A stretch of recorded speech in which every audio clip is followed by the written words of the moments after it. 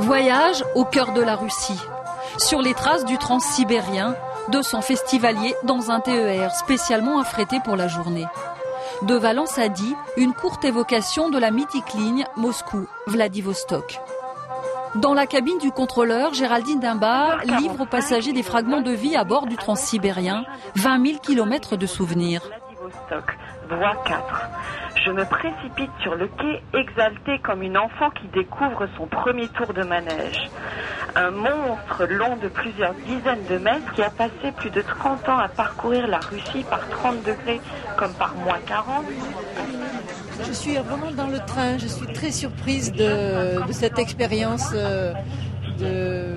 d'entendre ce qui s'est passé dans l'autre train, dans le vrai transsibérien. Chaque voyage a été très différent, avec des rencontres différentes et avec des moments très forts partagés avec les Russes.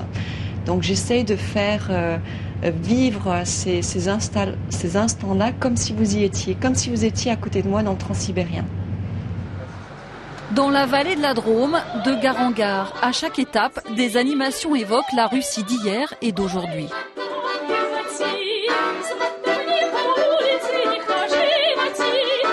À bord du train, un autre regard sur la Sibérie.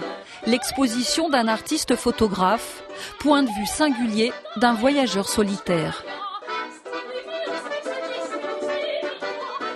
J'ai rarement entendu parler d'une exposition comme ça à bord d'un train, où il s'agit aussi de faire un voyage un peu imaginaire. J'espère que les gens voyagent un peu au-delà de la Drôme avec ce train.